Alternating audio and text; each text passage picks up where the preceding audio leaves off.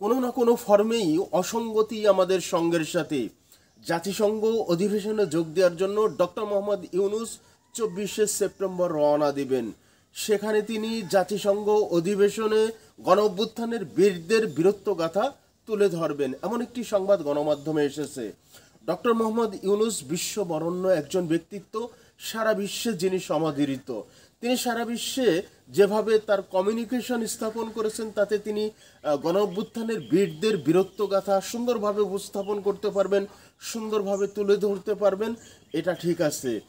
তবে ডক্টর মোহাম্মদ ইউনূসের প্রতি করজোরে নিবেদন, বিশেষ অনুরোধ, তিনি যেন একই সাথে এটিও জাতিসংঘে তুলে ধরেন যে যে বীরদের বীরত্ব গাথা আপনাদের সামনে আমি তুলে ধরলাম, আমাদের দেশের সেই বীরদের জীবনের মূল্য মাত্র 5 লাখ টাকা, এবং একই সাথে সেই বীরদের অঙ্গের মূল্য, যদি কেউ চোখ হারায়, যদি কেউ হাত হারায়, যদি কেউ পা হারায়, যদি কেউ একই সাথে এই তিনটি হারায়, তাহলে তিনি পঙ্গু, আর এই পঙ্গুত্বের তার এই অঙ্গ প্রত্যঙ্গের গুলোর মূল্য মাত্র 1 লাখ টাকা।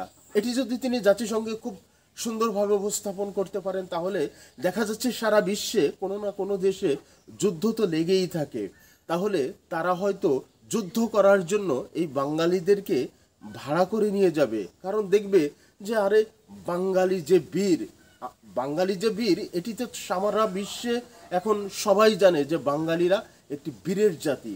তাই তো এই বীরদের জীবনের মূল্য মাত্র 5 লাখ টাকা, এবং তাদের অঙ্গ প্রত্যঙ্গের মূল্য মাত্র 1 লাখ টাকা। এত সস্তায় পৃথিবীর আর কোথাও জীবন এবং অঙ্গ প্রত্যঙ্গ পাওয়া যাবে? যাবে না তো।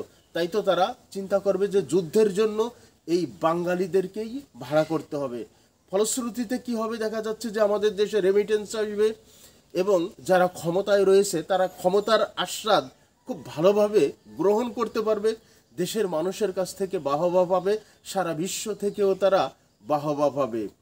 একই সাথে গতকাল দেখলাম বিভিন্ন হসপিটাল থেকে বেশ কিছু পঙ্গু লোক, যারা এই গণ অভ্যুত্থানে চোখ হারিয়েছে, হাত হারিয়েছে, পা হারিয়েছে, এরকম বেশ কিছু দেখলাম যে বীর, এই বীররা এসেছে ডক্টর মোহাম্মদ ইউনূসের সাথে দেখা করার জন্য।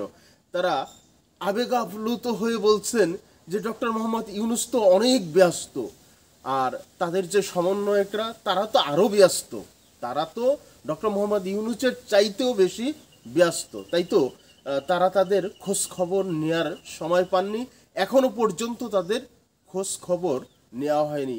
যাই হোক, তারা আবেগ আপ্লুত হয়ে ডক্টর মোহাম্মদ ইউনূসের সাথে একটু দেখা করতে আসছেন।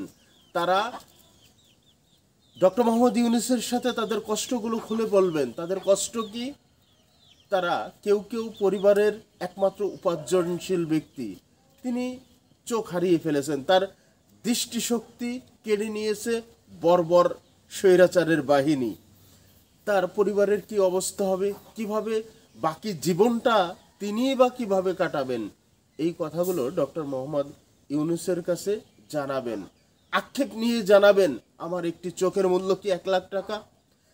তারা আক্ষেপ নিয়ে জানাবেন যে পা দিয়ে হেঁটে আমি উপার্জন করতাম, সেই পায়ের মূল্য কি 1 লাখ টাকা। যে হাত ধরে আমি হাত দিয়ে আমি কাজ করতাম, কাজ করে আমার পরিবারকে চালাতাম, সেই হাতের মূল্য কি 1 লাখ টাকা।